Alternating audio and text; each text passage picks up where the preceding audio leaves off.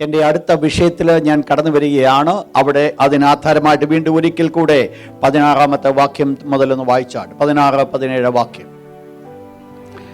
ആരും ദുർനടപ്പുകാരനോ, മൂന്നാമത്തെ week points ആണ്, മൂന്നാമത്തെ വീഴ്ചയാണ്. ശ്രദ്ധിക്കണം. ഒന്ന്, ദൈവകൃപ വിട്ട് പിന്മാറിക്കഴിഞ്ഞാൽ വളരെ പെട്ടെന്ന് കയ്പിൻ്റെ അനുഭവം ജീവിതത്തിലേക്ക് കടന്നു വരുവാൻ ചാൻസ് ഉണ്ട്. ഈ കയ്പിൻ്റെ അനുഭവം ജീവിതത്തിലേക്ക് കടന്നു വരുമ്പോൾ നെക്സ്റ്റ് ലെവലിലേക്ക് മൂവ് ചെയ്യുവാനായിട്ട് സാധിക്കും. ദുർനടപ്പുകാരനായി തീരുവാനായിട്ട് സാധിക്കും. നമുക്കറിയാം. ഞാൻ ആ വിഷയം എന്ത് എന്നുള്ളത് ഞാൻ ഇന്ന് രാത്രി ആ ഭാഗത്തിലേക്ക് ഞാൻ കടക്കുവാൻ ആഗ്രഹിക്കുന്നില്ല. പലപ്പോഴും സംഭവിക്കുന്നത് ദൈവകൃപ വിട്ടുമാറുമ്പോൾ മോറൽ സൈഡിൽ പല വീഴ്ചകൾ കടന്നു വരുന്നതായിട്ട് കാണുവാൻ സാധിക്കും. അവിടെയാണോ ഈ വിഷയത്തിൽ നമ്മൾ നിൽക്കുന്നത്. ആരും ഒരു ദുർനടപ്പുകാരനാകരുത്.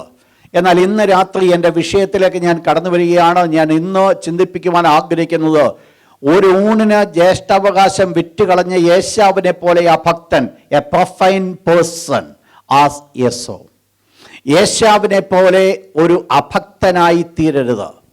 ഇന്ന് രാത്രി നമ്മൾ വളരെ ശ്രദ്ധയോടുകൂടെ നിങ്ങളായിരിക്കണം. എന്താണ് യേശാവിൻ്റെ ജീവിതത്തിൽ സംഭവിച്ചത് എന്നുള്ളത് നമ്മൾ ചിന്തിക്കുമ്പോൾ നമ്മളെ തന്നെ ഒന്ന് ഐഡൻറ്റിഫൈ ചെയ്യണം. ഞാൻ ഏത് ലെവലിലായിരിക്കുന്നു എന്നുള്ളത് നമ്മൾ ശോധന ചെയ്യേണ്ടത് വളരെ ആവശ്യമാണ്.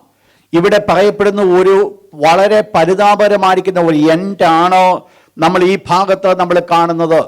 എന്താണ് സംഭവിച്ചത്? താഴത്തെ വാക്യപ്രകാരം പറയുന്നു, അവൻ ഒരു പർട്ടിക്കുലർ സമയം കഴിഞ്ഞപ്പോൾ കണ്ണുനീരോടുകൂടെ ദൈവത്തോട് അപേക്ഷിച്ചുവെങ്കിലും ഒരു മാനസാന്തരത്തിന് ഇട കാണാതെ നഷ്ടപ്പെട്ടു പോകുവാനായിട്ട് കാരണമായി തീർന്നു. താൻ ആഗ്രഹിച്ചായിരിക്കുന്ന നന്മകൾ തനിക്ക് കാണുവാൻ സാധ്യമായില്ല. പരിപൂർണമായിട്ട് താൻ നശിച്ചു പോകുവാനായിട്ട് കാരണമായി തീർന്നു. ആരാണ്, എന്താണ് ഈ വ്യക്തിയുടെ ജീവിതത്തിൽ കടന്നു വന്നത്? ആ ഭാഗപ്രകാരം പറയുന്നു, ഒരു ഊണിന് ജ്യേഷ്ഠാവകാശം വിറ്റുകളഞ്ഞ യേശാവിനെ പോലെ അഭക്തന് ആകരുത്. അപ്പോൾ നമ്മൾ മനസ്സിലാക്കണം, യേശാവിൻ്റെ ഒരു സ്വഭാവത്തെ നമ്മൾ ഈ ഭാഗത്ത് നമ്മൾ കാണുന്നുണ്ട്. യേശാവ് അഭക്തനായിരുന്നു, എ പ്രൊഫൈൻ പേഴ്സൺ. അതാണ് യേശാവിൻ്റെ പ്രത്യേകത. അഭക്തനായി തീർന്ന യേശാവ് താൻ അഭക്തനാകുന്നു എന്നുള്ളത് എങ്ങനെ വെളിപ്പെടുത്തി എന്ന് ചിന്തിക്കുമ്പോൾ, തൻ്റെ മുൻപിൽ വന്ന സെലക്ഷൻ, ചോയ്സ് ആണോ താൻ ആരാണെന്ന് വെളിപ്പെടുത്തിയത്. ശ്രദ്ധിക്കുക, നോട്ട് ചെയ്യുക. തൻ്റെ മുൻപിൽ ഉണ്ടായിരുന്ന ഒരു ചോയ്സ്, ആ ചോയ്സ് ആണ്. നിങ്ങൾക്കറിയാം, ഇവിടെ പറയപ്പെടുന്ന ഭാഗമെന്ന് പറയുന്നത്, യാക്കോബ് ഒരു പായസം വെച്ചു. ആ പായസം യേശാവ് ആഗ്രഹിച്ചു. ആ പായസം വേണമെന്ന് പറഞ്ഞപ്പോൾ യാക്കോബ് ഇപ്രകാരം പറയുണ്ടായി, നീ നിന്റെ ജ്യേഷ്ഠാവകാശം എനിക്ക് തരിക, ഞാൻ നിനക്ക് പായസം തരാം. അവർ തമ്മിൽ ഒന്ന് സമ്മതിച്ചുകൊണ്ട് യേശാവ് തൻ്റെ ജ്യേഷ്ഠാവകാശം യാക്കോബിന് കൊടുത്തുകൊണ്ട് യാക്കോബിന്റെ ചുവന്ന പായസം യേശാവ് കഴിക്കുവാനായിട്ടിടയായിത്തീർന്നു. ഇതാണ് വിഷയം. തൻ്റെ മുൻപിൽ വന്ന ഒരു സെലക്ഷൻ, തൻ്റെ മുൻപിൽ വന്ന ഒരു ചോയ്സ്. ആ ചോയ്സ് എങ്ങനെ തിരഞ്ഞെടുത്തു എന്നുള്ളത് തൻ്റെ വ്യക്തിപരമായിരിക്കുന്ന ജീവിതത്തിന് അനുസരണമായിട്ടാണോ ആ തെരഞ്ഞെടുപ്പ് വെക്കുന്നത്? ശ്രദ്ധിക്കേണ്ട ഒരു പോയിന്റ് ഞാൻ നിങ്ങളോട് ഓർപ്പിക്കട്ടെ. ഞാൻ ആരാകുന്നു എന്നുള്ളത്, നമ്മൾ ആരാകുന്നു എന്നുള്ളത് എൻ്റെയും നിങ്ങളുടെയും മുൻപിലുള്ള ചോയ്സ് ആണ് വെളിപ്പെടുത്തുവാനായിട്ടിടയായിത്തീരുന്നത്. ഒരു പക്ഷെങ്കിൽ ദൈവത്തെക്കുറിച്ച് നിങ്ങൾക്ക് നീണ്ട മണിക്കൂർ മെസ്സേജ് കൊടുക്കാം. ദൈവമായിട്ട് നിങ്ങളുടെ ബന്ധത്തെക്കുറിച്ച് ഒത്തിരി കാര്യങ്ങൾ നിങ്ങൾക്ക് പറയുവാൻ സാധിക്കും. എന്നാൽ ശ്രദ്ധിക്കേണ്ട ഒരു വിഷയമാണ്, എൻ്റെയും നിങ്ങളുടെയും മുൻപിൽ വരുന്ന ചോയ്സ് ആണ് ഞാൻ ആരാണ്, ദൈവഭക്തനോ അല്ലയോ എന്നുള്ളത് വെളിപ്പെടുത്തുന്നത് എന്നുള്ളത് നമ്മൾ മനസ്സിലാക്കേണ്ടത് വളരെ ആവശ്യമാണ്. നമ്മുടെ ഈ യേശാവിൻ്റെ മുൻപിൽ വന്നത് ഒരു സാധാരണപ്പെട്ട തൻ്റെ ജീവിതത്തിൽ, തൻ്റെ അനുദിന ജീവിതത്തിൽ കടന്നു വരുവാൻ സാധിക്കുന്നതായിരിക്കുന്ന ഒരു വിഷയമാണ്. യേശാവിന്റെ മുൻപിൽ താൻ അഭക്തനാകുന്നു എന്ന് വെളിപ്പെടുത്തുവാൻ കാരണമായത്. ശ്രദ്ധിക്കുക, വേർഡ് തൻ്റെ അനുദിന ജീവിതത്തിൽ കടന്നു വന്നതായിരിക്കുന്ന ഒരു വിഷയം. ആ വിഷയമാണ് യേശാവ് അഭക്തനാകുന്നു എന്നുള്ളത് വെളിപ്പെടുത്തിയത്. നിങ്ങൾക്കറിയാം, പുള്ളി വേട്ട തേടി തിരിച്ചു വരികയാണ്. വളരെ ക്ഷീണിതനാണ്. ഒരു ചുവന്ന പായസം ഇവിടെ ഉണ്ടാക്കി. ഒരു സാധാരണപ്പെട്ട ഒരു സംഭവം. ഒന്നിലൊരു സ്പെഷ്യലായിട്ടൊരു പായസം പുള്ളി യാക്കോബ് ഉണ്ടാക്കിയതായിരിക്കാം. പക്ഷെങ്കിൽ ആ ഒരു വിഷയമെന്ന് പറയുന്നത് എൻ്റെയും നിങ്ങളുടെയും ലൈഫിൽ കടന്നു വരുന്ന ഒരു ഓർഡിനറി ലൈഫ്, ഒരു സാധാരണപ്പെട്ട ഒരു നോർമൽ ലൈഫ്. ആ നോർമൽ ലൈഫിൽ നാം എടുക്കുന്ന തീരുമാനമായിരിക്കും ഞാൻ ആര് എന്നുള്ളത് വെളിപ്പെടുത്തുവാൻ പോകുന്നത്. ശ്രദ്ധിക്കണമേ ഞാൻ പറഞ്ഞ വേർഡ്. നമ്മുടെ മുൻപിൽ നിൽക്കുന്നതായിരിക്കുന്ന ഏത് തീരുമാനങ്ങളും, നമ്മുടെ മുൻപിൽ നിൽക്കുന്നതായിരിക്കും ഏത് വിഷയങ്ങളും, ഞാൻ എന്ത് തിരഞ്ഞെടുക്കുന്നു എന്നുള്ളത്, ഞാൻ ആര് എന്നുള്ളത് വെളിപ്പെടുവാനായിട്ട് സാധിക്കും. അല്ലെങ്കിൽ നമ്മെ തന്നെ വെളിപ്പെടുത്തുന്ന കാര്യമാണോ നമ്മൾ എടുക്കുന്നതായി ചോയ്സിൽ കൂടെ വെളിപ്പെടുന്നത്. ഞാൻ ഈ വിഷയത്തിലേക്ക് ഞാൻ കടന്നു വരട്ടെ. എന്താണ് ഏശാവിന്റെ അഭക്തി എന്ന് പറയുന്നത്? നിങ്ങൾ മനസ്സിലാക്കണം. ഒരു അപ്പന് നീണ്ട 20 വർഷക്കാലം മക്കളില്ലാതിരുന്ന് നിലവിളിയോടുകൂടെ ലഭിച്ചതായിരിക്കുന്ന 2 ഇരട്ടകൾ, ആ 2 കുഞ്ഞുങ്ങളാണ് യാക്കോബും ഏശാവും എന്ന് പറയുന്നത്. 20 വർഷക്കാലം, 40-ാമത്തെ വയസ്സിലാണ് ഇസ്ഹാക്ക് വിവാഹം കഴിച്ചത്. ഇസ്ഹാക്കിന് മക്കൾ ജനിക്കുമ്പോൾ വയസ്സ് 60. നീണ്ട 20 വർഷക്കാലത്തെ നടപ്പ്, ഒരു നല്ല ദൈവഭക്തനായി ഇസ്ഹാക്കിന്റെ ലൈഫ് കഴിഞ്ഞ ചില നാളുകൾക്ക് മുമ്പ് നമ്മൾ പഠിക്കുകയുണ്ടായി. കർത്താവായ യേശുക്രിസ്തുവിന്റെ ഒരു നിഴല് എന്ന് പറയത്തക്കവണ്ണം യോഗ്യതയുള്ള ഒരു വ്യക്തിയായിരുന്നു ഇസ്ഹാക്ക് എന്ന് നമുക്ക് കാണുവാൻ സാധിക്കും. ദൈവം തന്റെ പുത്രനെ യാഗമായി കൊടുക്കുവാനായിട്ട് ഫലമേൽപ്പിച്ചതുപോലെ അബ്രഹാം തന്റെ മകനാകുന്ന ഇസ്ഹാക്കിനെ യാഗമായി കൊടുക്കുവാനായിട്ട് ഫലമേൽപ്പിച്ചപ്പോൾ ഒരു മറുപടി പോലും മറുത്തു പറയാതെ നല്ല ഒരു യൗവനക്കാരനായിരുന്ന ഇസ്ഹാക്ക് അപ്പന്റെ വാക്കിന് മുമ്പിൽ ആ യാഗപീഠത്തിൽ അപ്പൻ കെട്ടിവെച്ചപ്പോൾ സന്തോഷത്തോടുകൂടി ആ കെട്ടിവെച്ച് അപ്പന്റെ ഹിതം നടക്കട്ടെ എന്ന് പറഞ്ഞുകൊണ്ട് ഞാൻ മരിച്ചാലും വേണ്ടില്ല, ഞാൻ യാഗമായി തീർന്നാലും വേണ്ടില്ല, എൻ്റെ അപ്പന്റെ ഇഷ്ടമാണ് നടക്കേണ്ടതെന്നുള്ള തീരുമാനത്തോടുകൂടെ ഇത്രമാത്രം സമർപ്പണമുള്ള ഒരു നല്ല ദൈവഭക്തനായിരിക്കുന്ന ഒരു മനുഷ്യൻ. വേദപുസ്തകം നമ്മൾ പഠിക്കുമ്പോൾ അബ്രഹാമിന്റെ ജീവചരിത്രം ഒത്തിരി കാലങ്ങളെ കുറിച്ച് നമ്മൾ പഠിപ്പിക്കുന്നുണ്ട്. യാക്കോബിന്റെ ജീവചരിത്രം ഒത്തിരി കാലങ്ങളെ കുറിച്ച് പഠിപ്പിക്കുന്നുണ്ട്. എന്നാൽ ഇതിന്റെ ഇടയിൽ നിൽക്കുന്ന ഒരു കൊച്ചു കണ്ണിയാണ് ഇസ്ഹാക്ക് എന്ന് പറയുന്നത്. ഒത്തിരി കാലങ്ങളൊന്നും യാക്കോബിന്റെ ഇസ്ഹാക്കിന്റെ ചരിത്രങ്ങളെ വേദപുസ്തകം പഠിപ്പിക്കുന്നില്ല. എന്നാൽ ഇവിടെ കാണപ്പെടുന്നത് തന്റെ ഭാര്യ മക്കളില്ലാത്തവളായിരുന്നു. ഇസ്ഹാക്ക് ദൈവത്തോട് അപേക്ഷിച്ചതായ സമയത്ത് ദൈവം അവർക്ക് മക്കളെ കൊടുത്തു. റിബേക്കയ്ക്ക് മക്കളെ കൊടുത്തു. പക്ഷെ മക്കൾ കൊടുത്തപ്പോൾ തന്നെ ഇരട്ടകളാണ് കൊടുത്തത്. യഹൂദന്മാരുടെ പാരമ്പര്യം ഇപ്രകാരം പറയുന്നുണ്ട്. നിങ്ങൾക്കറിയാം, ആ ഭാഗത്ത് കാണുമ്പോൾ ഇപ്രകാരം വേർഡ് പറയുന്നുണ്ട്, പിള്ളകൾ ഉള്ളത്തിൽ കിടന്ന് ഗർഭത്തിൽ കിടന്ന് തിക്കുവാനായിട്ടിടയായിരുന്നു. നിങ്ങൾ ഇംഗ്ലീഷ് ബൈബിളിൽ നോക്കിയാൽ അവിടെ ഒരു വേർഡ് കൊടുത്തേക്കുന്നത് they were quarreled together. അവർ രണ്ടുപേരും വഴക്കിട്ടെന്നാ പറയുന്നത്. രണ്ടുപേരും ഗർഭത്തിലായിരുന്നപ്പോൾ വഴക്ക് പിടിച്ച് കിടന്നവരാണ്. ചരിത്രം ഇപ്രകാരം എബ്രായ ഐതിഹ്യം ഇപ്രകാരം പറയുന്നുണ്ട്. യാക്കോബും ഏശാവും അവര് ഗർഭത്തിലായിരുന്നപ്പോൾ തന്നെ യാക്കോബ് യേശാവിനോട് ഇപ്രകാരം പറഞ്ഞെന്നാ പറഞ്ഞത്, സഹോദര, നമ്മുടെ മുമ്പിൽ 2 ലോകമുണ്ട്. ഒന്ന് ഈ കാണപ്പെടുന്ന ഒരു ലോകം, അതിനകത്ത് തിന്നുവാനുള്ള മാർഗമുണ്ട്, മറ്റുള്ളത് സഞ്ചരിക്കുവാനുള്ള മാർഗമുണ്ട്. അതോടൊപ്പം തന്നെ വിവാഹം കഴിക്കപ്പെടുവാനും മക്കളെ ജനിപ്പിക്കുവാനും ഒക്കെ സാധിക്കും. എന്നാൽ ഇതിനപ്പുറത്ത് വേറൊരു ലോകമുണ്ട്. നീ ഏത് ലോകം തിരഞ്ഞെടുക്കുന്നു? ആ ലോകത്തെക്കുറിച്ച് യാക്കോബ് ഇപ്രകാരം പറഞ്ഞെന്ന ഐതിഹ്യമാണ്. യാക്കോബ് ഇപ്രകാരം പറഞ്ഞെന്നാണ് പറയുന്നത്. ഈ ലോകത്തെക്കുറിച്ച് ഒന്നും പറയാനില്ല. വരുവാൻ പോകുന്ന ലോകത്തിൽ അവിടെ വിവാഹമില്ല, അവിടെ കഴിപ്പില്ല, അവിടെ കുടിപ്പില്ല, ഒന്നുമില്ലാത്തൊരു ലോകമാണ്. അന്ന് യേശാവ് തെരഞ്ഞെടുത്തതാണ് ഈ ലോകമെന്നാണ് ഇങ്ങനെ ഒരു ഐതിഹ്യം പോകുന്നത്. പോട്ടെ, ഒരു ഐതിഹ്യമായി കിടക്കട്ടെ. എന്നാൽ ഞാൻ പറഞ്ഞു വന്നത്, 2 പേരും ആ ഗർഭത്തിലായിരുന്നപ്പോൾ തന്നെ ഒരു മത്സരത്തോടു കൂടിയാണ് മുൻപോട്ട് കടന്നു വന്നത്.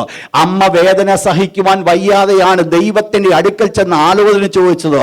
ദൈവത്തിന്റെ അടുക്കൽ ആലോചിച്ചപ്പോൾ സ്വർഗത്തിലെ ദൈവം ഇപ്രകാരം പറഞ്ഞു, നിന്റെ ഗർഭത്തിൽ 2 പിള്ളകളുണ്ട്. എന്നാൽ ഒരു കാര്യം, മൂത്തവൻ ഇളവനെ സേവിക്കുമെന്ന് ദൈവത്തിന്റെ അരുളപ്പാട് കിട്ടി. ഈ കുഞ്ഞുങ്ങൾ 2 പേരും വളർന്ന് വെളിയിൽ കടന്നു അവര് ഈ ലോകത്തിൽ ജനിക്കുവാനായിട്ട് ഇടയായിത്തീർന്നു, വളരുവാൻ ഇടയായിത്തീർന്നു. വളരുന്ന സമയത്ത് നിങ്ങളൊന്ന് ശ്രദ്ധിച്ചു നോക്കണം. യേശാവിനെ കുറിച്ച് ഞാൻ പഠിക്കുമ്പോൾ യേശാവിന്റെ 1-2 പ്രത്യേകതയെ കുറിച്ച് നമ്മൾ മനസ്സിലാക്കേണ്ടിയിരിക്കുന്നു. 25-ാം അധ്യായത്തിലേക്ക് ഒന്ന് കടന്നു വന്നാട്ട്. ഉൽപ്പത്തി പുസ്തകം 25-ാം അധ്യായം, അതിലേക്കൊന്ന് കടന്നു വന്നാട്ട്. 25-ാം അധ്യായം അതിന്റെ 27-ാമത്തെ വാക്യം, വേഴ്സ് 27, 27-ാമത്തെ വാക്യം. കുട്ടികൾ വളർന്നു, ഏശാവ് വേട്ടയിൽ സമർത്ഥനും വനസഞ്ചാരിയും. രണ്ട് കുഞ്ഞുങ്ങളും രണ്ട് വ്യത്യസ്തമായിരിക്കുന്ന സ്വഭാവം. ഒരു രീതിയിലും തെറ്റല്ല അപ്പനാകുന്ന ഇസ്ഹാക്ക് ഏശാവിനെ സ്നേഹിച്ചത്. ഒരു രീതിയിലും തെറ്റല്ല അമ്മയായിരിക്കുന്ന റെബേക്ക യാക്കോബിനെ സ്നേഹിച്ചത്. ഇവരുടെ രണ്ടുപേരുടെയും സ്വഭാവം നമ്മൾ പഠിക്കുമ്പോൾ ആദ്യത്തെ വേർഡ് പ്രകാരം പറയുന്നു, ഏശാവ് എന്ന് പറയുന്ന വ്യക്തി എന്ന് പറയുന്നത് ആള് സമർത്ഥന. നിങ്ങൾ ശ്രദ്ധിച്ചോണേ, മറ്റേ വ്യക്തിയെക്കുറിച്ച് പറയുന്നത് സാധുശീലന. നിങ്ങളുടെ മൈൻഡിലേക്ക് ഇങ്ങനെയുള്ള രണ്ട് മക്കൾ വരട്ടെ. ആ രണ്ട് മക്കളെക്കുറിച്ച് ഏശാവ് സമർത്ഥനായിരിക്കുമ്പോൾ അവന്റെ സാമർഥ്യം എന്ന് പറയുന്നത് അവൻ വേട്ട തേടുവാൻ, അവൻ വീട്ടിനകത്തിരിക്കുന്ന ഒരു വ്യക്തിയായിരുന്നില്ലേ. കഴിയുന്നിടത്തോളം താൻ കടന്നുപോയി വളരെ ആക്റ്റീവായിട്ട് പല കാര്യത്തിന് ഇൻവോൾവ് ചെയ്യപ്പെടുവാൻ ആഗ്രഹിച്ച ഒരു വ്യക്തിയാണോ ഏശാവ് എന്ന് പറയുന്നത്. അപ്പോൾ സ്വാഭാവികമായിട്ട് അല്പം ആക്റ്റീവായിരിക്കുന്ന ഒരു മകനെ അപ്പൻ സ്നേഹിക്കും എന്നുള്ളതിനകത്ത് യാതൊരു സംശയമില്ല. യാക്കോബിനെ കുറിച്ച് പഠിച്ചു കഴിഞ്ഞാൽ യാക്കോബ് അമ്മയെ വിട്ടേച്ച് യാക്കോബ് വെളിയിൽ പോകത്തില്ല. തൻ്റെ കാഴ്ചപ്പാട് തന്നെ ഒരു സാധുശീലൻ. അമ്മയ്ക്ക് ഒരു പെറ്റ് എന്നുള്ള ഒരു ചിന്ത വരുന്നതിനകത്ത് യാതൊരു ദോഷവുമില്ല. കാരണം മറ്റേ മകനേക്കാൾ എൻറ്റയർലി ഡിഫറൻ്റ് ആണ് ഈ കൊച്ചുമോൻ. കൊച്ചുമാൻ അമ്മയെ വിട്ടേച്ച് എങ്ങും പോകത്തില്ല, അമ്മയോട് കൂടെ നിൽക്കും. നിങ്ങൾ മനസ്സിലാക്കണം, ഈ ചുവന്ന പായസം ഉണ്ടാക്കാൻ യാക്കോബ് സമർത്ഥനായിരുന്നുവെങ്കിൽ ഒരു പക്ഷെങ്കിൽ അമ്മയെ അടുക്കളക്കാര്യത്തെ സഹായിച്ചെന്നും ഇരിക്കുക. എന്നാൽ നിങ്ങൾ മനസ്സിലാക്കണം, രണ്ട് വ്യത്യസ്തമായിരിക്കുന്ന ആറ്റിറ്റ്യൂഡ്, രണ്ട് വ്യത്യസ്തമായിരിക്കുന്ന സ്വഭാവങ്ങളോട് കൂടി മാറിക്കുന്ന രണ്ട് വ്യക്തികൾ. എന്നാൽ എന്ത് സംഭവിച്ചു ഈ യാക്കോബിന്റെ ജീവിതത്തിലേക്ക് കടന്നു വരുമ്പോൾ ഞാനൊന്ന് ചിന്തിക്കുകയായിരുന്നു, എന്താണ് യാക്കോബിന്റെ ജീവിതത്തിൽ അഭക്തനായി തീരുവാനുള്ള കാരണം? എന്താണ് തൻ്റെ ജീവിതത്തിൽ ഇപ്രകാരമുള്ള ബലഹീനത കടന്നു വരുവാൻ കാരണം?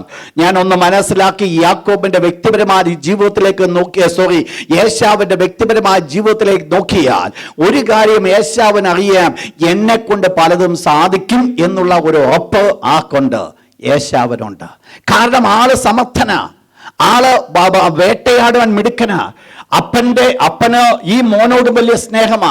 ഒരു രീതിയിൽ നമ്മൾ ചിന്തിച്ചു നോക്കിക്കഴിഞ്ഞാൽ തൻ്റെതായിരിക്കുന്ന സെൽഫ് കോൺഫിഡൻസിൽ വളരെയധികമായിട്ട് ഉയർത്തപ്പെടുവാൻ സാധിക്കുന്ന ഒരു വ്യക്തിയായിരുന്നു ഏശാവ്. എന്നാൽ യാക്കോബ് തിരിച്ച് എൻറ്റയർലി ഡിഫറൻ്റ് ആയിരുന്നു. എന്നാൽ ഇവിടെ എന്ത് സംഭവിച്ചു? ഇവിടെ ഒരു വിഷയം വന്നു. നിങ്ങൾ മനസ്സിലാക്കണം, യാക്കോബിന്റെയും ഏശാവിന്റെയും ജീവിതത്തിൽ അവർ രണ്ടുപേരും വെളിയിൽ കടന്നു വന്നപ്പോൾ ഒരല്പ നിമിഷങ്ങൾക്ക് വ്യത്യാസം വെച്ചുകൊണ്ട് ഈ ഏശാവ് മൂത്ത മകനായി തീരുവാനായിട്ട് കാരണമായി തീർന്നു. ഒരു പക്ഷെങ്കിൽ മൂത്ത മകനായിട്ട് വെളിയിൽ കടന്നു വന്ന സമയം മുതൽ യാക്കോബിന്റെ ഉള്ളിൽ ഒരു ആഗ്രഹമുണ്ട്, എന്നെങ്കിലും ഇവന്റെ കയ്യിൽ നിന്ന് ഈ ജ്യേഷ്ഠാവകാശം പിടിച്ചു വാങ്ങണം. നിങ്ങൾ മനസ്സിലാക്കണം, യാക്കോബിന് ഈ ഒരു ചുവന്ന പായസം ഏശാവ് ചോദിക്കുമ്പോൾ തൻ്റെ മുൻപിൽ വെച്ച ആദ്യത്തെ ആവശ്യമെന്ന് പറയുന്നത് മറ്റൊന്നുമായിരുന്നില്ല. നീ ജ്യേഷ്ഠാവകാശം എനിക്ക് തരാമെങ്കിൽ ഞാൻ ഈ ചുവന്ന പായസം തരാം എന്ന് പറഞ്ഞാൽ നിങ്ങൾ മനസ്സിലാക്കണം, യാക്കോബിന് ജ്യേഷ്ഠാവകാശത്തെക്കുറിച്ച് വലിയൊരു കണ്ണുണ്ടായിരുന്നു. ഏതെങ്കിലും സമയത്ത് എങ്ങനെയെങ്കിലും ഈ ഏശാവിന്റെ കയ്യിൽ നിന്ന് ജ്യേഷ്ഠാവകാശം പിടിച്ചു വാങ്ങണം എന്നുള്ള ഒരു താല്പര്യത്തോടു കൂടിയാണോ ഈ യാക്കോബ് നടന്നത്.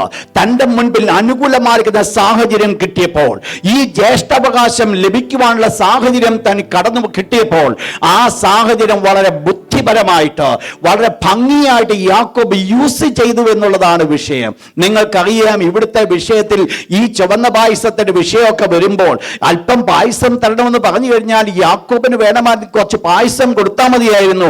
യാക്കോബ് തൻ്റെതായിരിക്കുന്ന ആവശ്യം വെളിപ്പെടുത്തേണ്ട കാര്യമില്ല. യാക്കോബിന് അറിയാം ഇതാണ് ദ റൈറ്റ് ടൈം എന്ന് മനസ്സിലാക്കി ഈ ജ്യേഷ്ഠന്റെ അവസ്ഥകളൊക്കെ മനസ്സിലാക്കിക്കൊണ്ട് യാക്കോബ് അത് പിടിച്ചു വാങ്ങുവാൻ തന്നെ ആഗ്രഹിച്ചു. നിങ്ങൾ മനസ്സിലാക്കണം, ഇവിടെ രണ്ടു വ്യക്തികളെ ഞാൻ കാണിച്ചു തരുവാൻ പോകുന്നത്. ഒരു വ്യക്തി എന്ന് പറയുന്നത് ജ്യേഷ്ഠാവകാശം ലഭിച്ചുവെങ്കിലും ജ്യേഷ്ഠാവകാശത്തെക്കുറിച്ച് വ്യക്തമായിരിക്കുന്ന ബോധ്യമില്ലാത്തവൻ. രണ്ടാമന് ജ്യേഷ്ഠാവകാശം ഇല്ല എങ്കിലും അവൻ ജ്യേഷ്ഠാവകാശത്തെക്കുറിച്ച് വ്യക്തമായിരിക്കുന്ന ബോധ്യമുണ്ടായിരുന്നവൻ. ശ്രദ്ധിക്കണം എൻ്റെ വേർഡ് ഓരോന്നും. ഞാൻ പറഞ്ഞു വന്നത് രണ്ടു പേര് ആ രണ്ടുപേരെ ഒരുവനെന്ന് പറയുന്നത് ജ്യേഷ്ഠനാകുന്നുവെങ്കിലും ജ്യേഷ്ഠാവകാശത്തെക്കുറിച്ച് ഒരു വിലയുമില്ലാത്തവൻ, അതിന്റെ വാല്യൂ എന്തെന്ന് മനസ്സിലാക്കാതിരിക്കുന്നവൻ. രണ്ടാമത്തെ വ്യക്തി ജ്യേഷ്ഠനല്ല, അവൻ അനുജനാണ്. പക്ഷെ അവൻ ഒരു കാര്യം അവൻ അറിയാം, ജ്യേഷ്ഠാവകാശത്തിന്റെ വില എന്തെന്ന് മനസ്സിലാക്കി അത് ആഗ്രഹിച്ചുകൊണ്ട് നിൽക്കുന്ന ഒരു വ്യക്തി. ഇന്ന് രാത്രി ഞാൻ ഓർപ്പിക്കട്ടെ, ദൈവമക്കളാകുന്ന എനിക്കും നിങ്ങൾക്കും ഞാനും നിങ്ങളും ആരാകുന്നു എന്നുള്ളത് ഞാനും നിങ്ങളും മനസ്സിലാക്കേണ്ടത് വളരെ ആവശ്യം എന്നുള്ളത് നിങ്ങൾ അറിയേണ്ടത്, ഓർത്തിരിക്കേണ്ടത് ആവശ്യമാണ്. ഞാനും നിങ്ങളും ആരാകുന്നു? നമ്മൾ യേശാവിന് ജ്യേഷ്ഠാവകാശം പോലെ എന്റെയും നിങ്ങളുടെയും ജീവിതത്തിൽ ദൈവം തന്നിരിക്കുന്ന പദവി എന്ന് പറയുന്നത് വെറും ഹീനമായിട്ട് കാണുവാനായിട്ട് ഇടയാകരുത് എന്ന് ഒന്ന് പറഞ്ഞുകൊണ്ട് ഞാൻ മുൻപോട്ട് ഞാൻ പോകുക. ശ്രദ്ധിച്ചോണം ഞാൻ പറഞ്ഞ വേർഡ്, ഹൂ ആർ യു? ഞാൻ ആരാകുന്നു? ഞാൻ ആരാകുന്നു? ഇന്ന് എന്താണ് എന്റെ ലക്ഷ്യം? നാളത്തെ എന്റെ അവസ്ഥ എന്താണ്? ഇതൊക്കെ യാക്കോബ് കാണുവാനായിട്ട് ഇടയായിത്തീർന്നു. താൻ അനുജനായി കിടക്കുക, തന്റെ ഏക എയിം എന്ന് പറയുന്നത് ജ്യേഷ്ഠാവകാശം പിടിച്ചുപറ്റുക എന്നുള്ളത്. തന്റെ മുൻപിൽ ആ ഒരു കാഴ്ചപ്പാടുണ്ടായിരുന്നു. ആ കാഴ്ചപ്പാടോടുകൂടിയാണ് താൻ പ്രവർത്തിക്കുവാൻ കാരണമായി തീർന്നത്. എന്നെ കേൾക്കുന്ന പ്രിയപ്പെട്ട ദൈവത്തിന്റെ മക്കളെ, എനിക്കും നിങ്ങൾക്കും മുൻപിൽ ഒരു വിഷൻ ഇല്ല എങ്കിൽ, എനിക്കും നിങ്ങൾക്ക് എന്റെയും നിങ്ങളുടെ മുൻപിൽ ഒരു കാഴ്ചപ്പാട് ഇല്ല എങ്കിൽ, എനിക്കും നിങ്ങൾക്കും എങ്ങും ഒരിടത്തും എത്തിച്ചെല്ലുവാനായിട്ട് സാധ്യമല്ല. നിങ്ങൾ മനസ്സിലാക്കണം, ഒരു ഒഫീഷ്യലി നിങ്ങൾക്കൊരു ഒരു പ്രമോഷൻ നിങ്ങൾ ആഗ്രഹിക്കുന്നുവെങ്കിൽ അതിനെക്കുറിച്ചുള്ള വ്യക്തമായിരിക്കുന്ന ബോധ്യം നിങ്ങൾക്കുണ്ടായിരിക്കണം. വെറുതെ വന്നിട്ട് നിങ്ങളെ ആരും അങ്ങോട്ട് പ്രമോട്ട് ചെയ്യത്തില്ല. ചില ദിവസങ്ങൾ, ചില വർഷങ്ങൾക്ക് മുമ്പ് ഒരു സഹോദരൻ വന്ന് എന്നോട് പറഞ്ഞു, പാസ്റ്ററെ, ഇന്ന് ഞാൻ ജോലി ചെയ്യുന്ന ഇന്നതാ, പക്ഷെ ഞാൻ ഇവിടെ വെച്ച് ഞാൻ ജോലി ചെയ്യുമ്പോൾ ഞാൻ ഒരു കാര്യം ഞാൻ ചെയ്യും, എൻ്റെ ബോസ് എന്തൊക്കെയാണ് ചെയ്യുന്നതെന്നുള്ളത് ഞാൻ ശരിയായിട്ട് നോക്കി പഠിക്കും. ആ സഹോദരന് 3-4 പ്രമോഷൻ കിട്ടിയതിന്റെ കാരണം ഇതാ.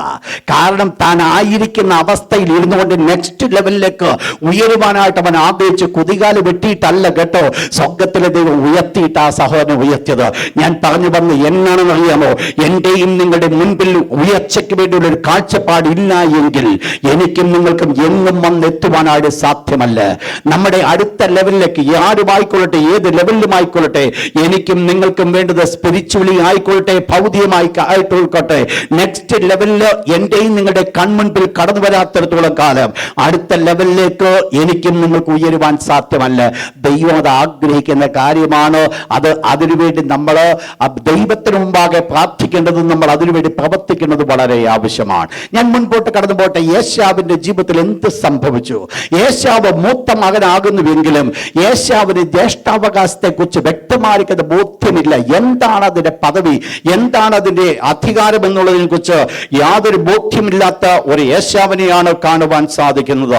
നിങ്ങൾ മനസ്സിലാക്കണം, എന്താണ് ഈ യാക്കോബ് മനസ്സിലാക്കിയത്?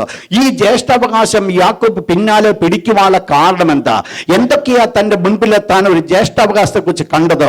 നിങ്ങൾ ശ്രദ്ധിക്കണം. അതിന്റെ ഭാഗം നമ്മൾ ചിന്തിക്കുന്ന ആ സമയത്ത് ഒന്നാമത് ആദ്യം ദൈവം ഇസ്രായേൽ മക്കൾക്ക് ലേവി ഗോത്രത്തിൽ നിന്ന് പുരോഹിതന്മാരെ കൊടുക്കുന്നതിന് മുൻപ് വരെ ദൈവത്തിന്റെ ശുശ്രൂഷ ഒരു ഭവനത്തിൽ ദൈവത്തിന് വേണ്ടി നിൽക്കുവാനുള്ള അധികാരം കൊടുത്തിരിക്കുന്നത്, അല്ലെങ്കിൽ ഒരു പൗരോഹിത്യ ശുശ്രൂഷയ്ക്ക് അധികാരം കൊടുത്തിരിക്കുന്നത് ആ വീട്ടിലെ മൂത്ത മകനാ.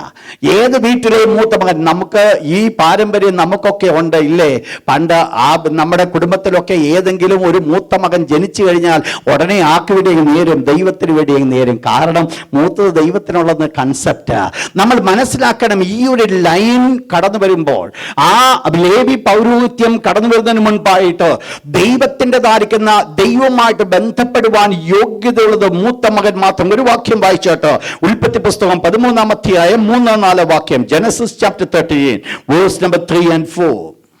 അബ്രഹാം യഹോവയ്ക്ക് ഒരു കൂടാരം അടിച്ചു, ഒരു യാഗം കഴിച്ചു. നമ്മളിവിടെ കാണുന്നത് ദൈവികമായിരിക്കുന്ന ശുശ്രൂഷയിലേക്ക് കടന്നു വരികയാണ്. വേദപുസ്തകം നമ്മൾ പഠിക്കുമ്പോൾ നമ്മൾ കാണുന്ന ഭാഗങ്ങളൊക്കെ ഇതാണ്. ആ വീട്ടിലെ ആദ്യത്തെ മകനാണ് ദൈവമായിട്ടുള്ള ബന്ധത്തിൽ ദൈവിക ശുശ്രൂഷ ചെയ്യുവാൻ തക്കവണ്ണം യോഗ്യനായിരിക്കുന്ന, അവരെയാണോ യോഗ്യരാക്കിയിരിക്കുന്നത്. അങ്ങനെയെങ്കിൽ ഒന്ന് മനസ്സിലാക്കിയോണം, ഈ യേശാവിന്റെ ജീവിതത്തിൽ യേശാവിന് ലഭിച്ച ഒരു വലിയ പദവിയായിരുന്നു ദൈവമായിട്ടുള്ള ബന്ധത്തിൽ ബന്ധപ്പെടുവാനുള്ള യോഗ്യത യേശാവിനാണ് ലഭിച്ചത്. ജന്മനാ തനിക്ക് ലഭിച്ചതായിരിക്കുന്ന ഒരു വലിയ ഭാഗം ഭാഗ്യമാണ്. കാരണം മൂത്ത മകനാണ് ആ ഒരു പദവിയിലേക്ക് കടന്നു ചെല്ലുന്നുവെങ്കിൽ ആ മകന് ലഭിക്കേണ്ടതായിരിക്കുന്ന ഭാഗ്യം യാതൊരു പ്രവൃത്തിയും ചെയ്യാതെ, യാതൊരു കാര്യങ്ങളും ചെയ്യാതെ തനിക്ക് ജന്മന വീണ് കിട്ടിയ ഒരു വലിയ അനുഭവമാണ് ഈ ദൈവവുമായിട്ടുള്ള ബന്ധത്തിൽ അഥവാ പൗരോഹിത്യ ശുശ്രൂഷയ്ക്ക് വേണ്ടി നിൽക്കുക എന്ന് പറയുന്നത്. അപ്പോൾ ഒന്ന് മനസ്സിലാക്കിക്കോണം, ഈ മൂത്ത മകനാണ് പൗരോഹിത്യ ശുശ്രൂഷ ചെയ്യേണ്ടതെങ്കിൽ ദൈവമായിരിക്കുന്ന ബന്ധത്തിൽ ആയിരിക്കണമെന്നുണ്ടെങ്കിൽ, ദൈവത്തോടുള്ള ശുശ്രൂഷ ചെയ്യുവാൻ തക്കവണ്ണം മൂത്ത മകനാണ് അവകാശമെങ്കിൽ, ഒന്നാമത് യേശാവ് വേണ്ടെന്ന് വെച്ചത് ദൈവമായിട്ടുള്ള തന്റെ ബന്ധത്തിൽ ആ ശുശ്രൂഷ വേണ്ട എന്ന് താൻ മനസ്സിലാക്കി, താൻ വേണ്ടെന്ന് വെച്ചു. നിങ്ങൾ മനസ്സിലാക്കണം, യാക്കോബ് പിടിച്ചു പറ്റുവാനുള്ള കാരണം മറ്റൊന്നുമല്ല. യാക്കോബിന് അറിയാൻ വേണ്ടത് ദൈവത്തോടുള്ള ബന്ധമാണ് ജീവിതത്തിൽ ഏറ്റവും നല്ലതെന്ന് മനസ്സിലാക്കിക്കൊണ്ട് ഏത് വിധേനയും ദൈവികമായ ശുശ്രൂഷയ്ക്ക് വേണ്ടി, ദൈവത്തിന് വേണ്ടി ഒരുക്കപ്പെട്ട ആ അവസ്ഥയിലേക്ക് ഞാൻ കടന്നു വരണമെന്നുള്ള താല്പര്യത്തോടുകൂടെ യാക്കോബ് കടന്നു വരുവാനായിട്ട് കാരണമായി തീർന്നു. നിങ്ങൾ മനസ്സിലാക്കണം, ഒന്നാമത് യേശാവിന്റെ ജീവിതത്തിൽ നഷ്ടപ്പെടുത്തിയത് പ്രീസ്റ്റ്ഹുഡ്, ആ ഒരു പദവി തന്റെ ജീവിതത്തിൽ നിന്ന് നഷ്ടപ്പെടുത്തി. രണ്ടാമതായിട്ട് യേശാവ് എന്താണ് യേശാവിന് സംഭവിച്ചത്? ഉൽപ്പത്തി പുസ്തകം 12-ാം അധ്യായം 5-ാമത്തെ വാക്യം, ജനസിസ് ചാപ്റ്റർ 12 വേഴ്സ് 5, 3-ാമത്തെ വാക്യം, വേഴ്സ് 3 സിസ്റ്റർ.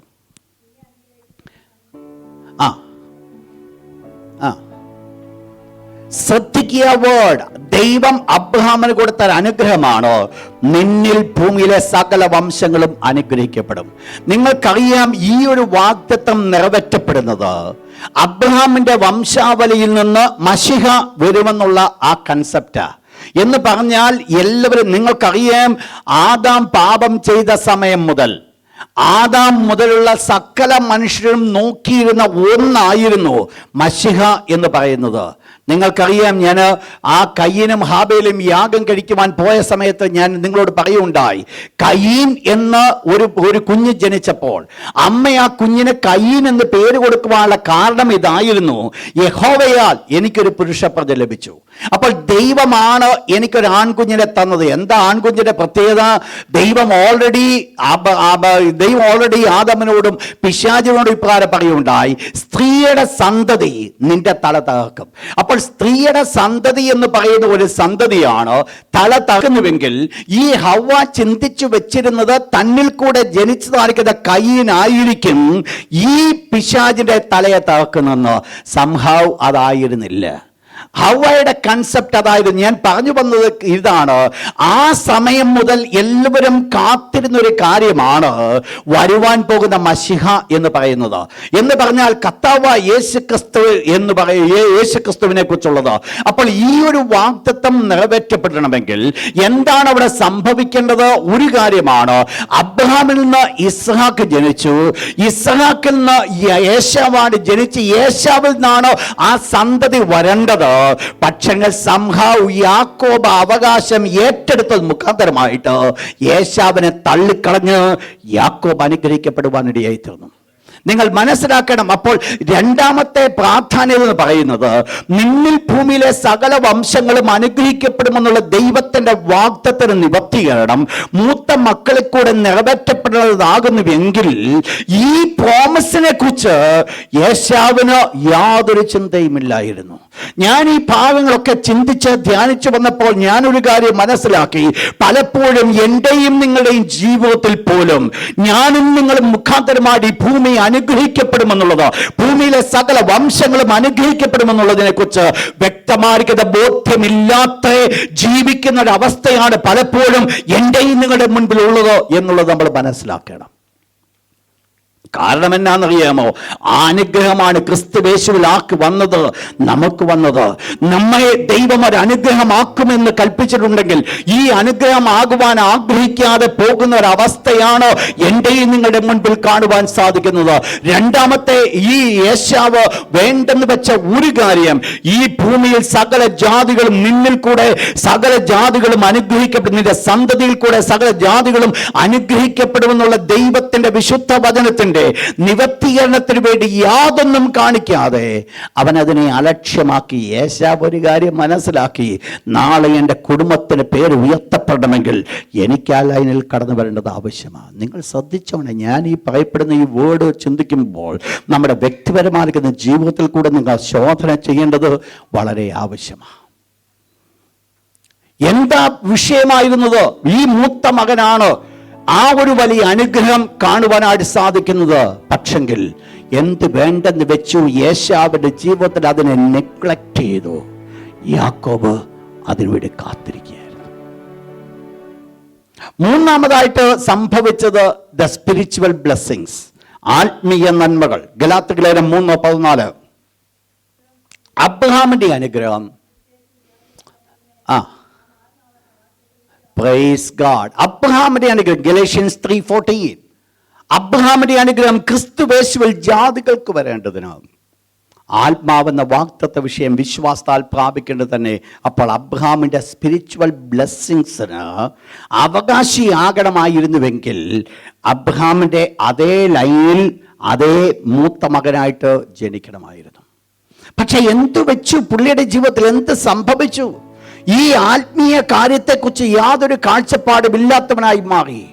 എന്താണ് ദൈവം തൻ്റെ ജീവിതത്തിൽ വെച്ചിരിക്കുന്ന തൻ്റെ പൊസിഷൻ എന്ത് എന്ന് മനസ്സിലാക്കാത്തവനായിട്ടിരുന്നു. സ്വാഭാവികമായിട്ട് നമ്മൾ ചിന്തിച്ചു കഴിഞ്ഞാൽ ഒരു വീട്ടിൽ ആ പട്ടികമാരിക്കുന്ന നാട്ടുനടപ്പ് അനുസരിച്ചുകൊണ്ട് നമ്മൾ പഠിക്കുമ്പോൾ നാലാമത് ഈ യേശാവ് വേണ്ടെന്ന് വെച്ചത് double blessings of the father. പിതാവിൻ്റെ ഇരട്ടി അവകാശത്തിന് മക്കൾക്ക് വീതം വെക്കുമ്പോൾ മൂത്ത മകനാണ് ഇരട്ടി പങ്ക് കൊടുക്കുന്നത്. മറ്റുള്ള മക്കൾക്ക് ഓരോ പങ്ക് കൊടുക്കുമ്പോൾ മൂത്ത മകന് ഇരട്ടി പങ്ക് കൊടുക്കുന്നു. വായിച്ചോട്ടെ Deuteronomy chapter 21 verse 16 and 17. Deuteronomy chapter 21 ആവർത്തനം 21, 16, 17. അനിഷ്ടയുടെ മകനായ ആദ്യജാതയുടെ പകരം ജ്യേഷ്ഠാവകാശം കൊടുത്തുകൂടാ. എന്നിട്ട് സകലത്തിലും 2 പങ്ക് ജ്യേഷ്ഠന് കൊടുക്കണം. നിങ്ങൾ മനസ്സിലാക്കണം എന്തൊക്കെ ഈ പുള്ളി നഷ്ടമാക്കിയെന്ന്. സംഭവം എന്തുവാ? ഒരു ചുവന്ന പായസം. നിങ്ങൾ മനസ്സിലാക്കണം, വീട്ടിൽ കഞ്ഞി വെക്കാത്തൊരു വീടല്ലത്. അവിടെ ഇഷ്ടം പോലെ വേലക്കാരുണ്ട്, ഇഷ്ടം പോലെ ഒരു വലിയ സദ്യ എല്ലാ ദിവസവും നടക്കുന്ന. അബ്രഹാമിന്റെ മുഴുവൻ അനുഗ്രഹങ്ങൾ എങ്ങോട്ട് പോകുന്നു? ഇസ്ഹാക്കിന് വന്നു. അപ്പോൾ ഒരു വലിയ സൈന്യമായിട്ടാണ് ഇവർ മുൻപോട്ട് കടന്നു പോകുന്നത്. ആഹാരമില്ലാഞ്ഞിട്ട് വീട്ടിൽ അറി വെക്കാഞ്ഞ് ചോറ് വെക്കാഞ്ഞിട്ടല്ല ഈ കൊച്ചൻ ഈ പണി ചെയ്തത്. നിങ്ങൾ മനസ്സിലാക്കണം, അവിടെയാണ് അതിൻ്റെ ഇത്. എന്ത് സംഭവിച്ചു? താൻ ചെയ്തതെന്ന് പറയുന്നത് അപ്പൻ്റെ ഇരട്ടി അനുഗ്രഹങ്ങൾക്ക് മറ്റുള്ള മക്കളെക്കാൾ താൻ യോഗ്യനായി തീരേണ്ട ഒരു സ്ഥാനത്ത് അപ്പൻ്റെ ഇരട്ടി അനുഗ്രഹം വേണ്ട എന്ന് വെച്ചു. ഏത് കാര്യത്തിന്?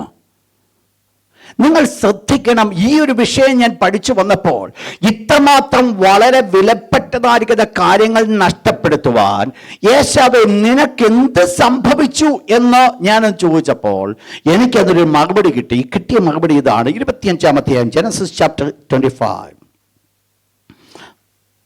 verse 32. 32. അവിടെ പറയുന്നു, യേശാവ് പറയുന്ന ഒരു വേർഡാണ്, ഞാൻ മരിക്കേണ്ടി വരുമല്ലോ, ഈ ജ്യേഷ്ഠാവകാശം എനിക്കെന്തിന്? നിങ്ങൾ മനസ്സിലാക്കണം, മുൻപിൽ വെച്ചിരിക്കുന്ന ഈ ചുവന്ന പായസം തനിക്ക് കിട്ടിയില്ല എങ്കിൽ താൻ മരിക്കേണ്ടി വരും എന്നുള്ള ഒരു കൺസെപ്റ്റിലേക്ക് താൻ മാറ്റപ്പെട്ടു. ഞാൻ ഇതിൽ കൂടെ യേശാവിൻ്റെ സ്വഭാവത്തെ ഞാൻ വെളിപ്പെടുത്താൻ പോവാ. ഞാൻ ഇതുവരെ പറഞ്ഞുകൊണ്ടിരുന്നത് മുഴുവൻ യേശാവ് ജ്യേഷ്ഠാവകാശം സ്വതസിദ്ധമായി ജന്മനാ തനിക്ക് ലഭിച്ചൊരു വലിയ നന്മയായിരുന്നു. പക്ഷെങ്കിൽ ആ വലിയ നന്മ താൻ അനുഭവിച്ചു കൊണ്ടിരിക്കുമ്പോൾ തന്നെ എന്താണ് അതിൻ്റെ വിലയെന്ന് മനസ്സിലാക്കാതെ തൻ്റെ അനുഗ്രഹം മുഴുവൻ നഷ്ടമാക്കി. എന്താ സംഭവിച്ചത്? തൻ്റെ കയ്യിലിരിക്കുന്നതിൻ്റെ വില എന്തെന്ന് യേശാവ് മനസ്സിലാക്കാഞ്ഞത്. ശ്രദ്ധിക്കണം ഞാൻ പറഞ്ഞ വേർഡ്. അതാണ് ഇവിടെ മുഴുവൻ വീഴ്ചകൾ സംഭവിച്ചത്. തൻ്റെ കയ്യിൽ നിക്ഷിപ്തമാക്കപ്പെട്ട അനുഗ്രഹം എന്തെന്ന് മനസ്സിലാക്കുവാൻ സാധിക്കാതെ അവിടെയാണ് ഇത് മുഴുവൻ നഷ്ടമാക്കിയത്. എന്നാൽ എന്തുകൊണ്ടാണ് യേശാവേ നീ ഇത് നഷ്ടമാക്കിയത്?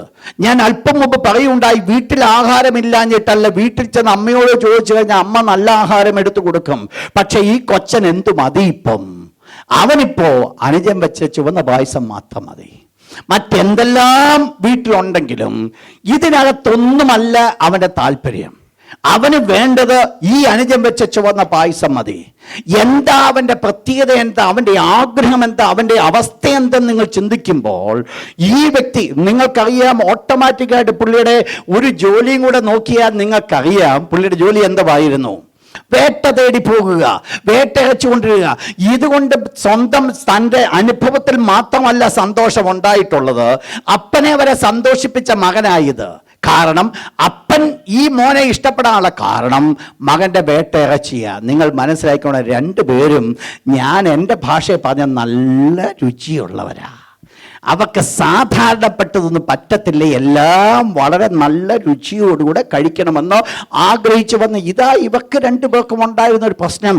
പക്ഷെ എന്ത് സംഭവിച്ചു? ഇവൻ്റെതായിരിക്കുന്ന ആ അപ്പിറ്റൈസ്, ഇവൻ്റെ ആഗ്രഹത്തിന് ഇവൻ മുതൽ മുടക്കുവാൻ പോയത് ഒരു വലിയ കാര്യമായിരുന്നു. എന്താ മുതൽ കൊടുക്കേണ്ടി വന്നത്?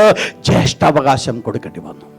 നിങ്ങൾ മനസ്സിലാക്കണം, തൻ്റെ ഒരു നിമിഷ നേരത്തെ ഒരു ആഹാരം, ഒരല്പസമയത്തേക്ക് വേണ്ടി മാത്രമുള്ള ആഹാരം, തൻ്റെ വയറിന് വേണ്ടി താൻ ആഗ്രഹിച്ചു നടക്കുന്ന ഒരു ചെറിയ കാര്യം, ഇതാണ് തൻ്റെ ജീവിതത്തിൽ നഷ്ടമാക്കിയത്. ഇന്ന് രാത്രി ദൈവത്തിന്റെ തിരുവചനം കേൾക്കുന്ന പ്രിയപ്പെട്ടവരോട് ഞാൻ ഓർപ്പിക്കട്ടെ, ദൈവം തന്നിരിക്കുന്ന ഈ അനുഗ്രഹങ്ങൾ, ദൈവം തന്നിരിക്കുന്ന നന്മകൾ ഒരാഹാരത്തിന് വേണ്ടി ഞാനും നിങ്ങളും വിട്ടുകളയുന്നുവെങ്കിൽ ഞാനും നിങ്ങളും യേശാവിനേക്കാൾ ഒട്ടും മെച്ചമല്ല. ഞാൻ പറഞ്ഞു വന്ന വേർഡ് ഇതാണ്: ഒരു ഊണിന് വേണ്ടി എവിടെ എന്തു വില, ദൈവ വിഷയമായിരിക്കുന്ന ബന്ധത്തിൽ എന്താണ് ഞാനതിന് വില കൊടുക്കുന്നത്, അതാണ് ഞാൻ ആരാണ് എന്ന് വെളിപ്പെടുത്തുന്നു.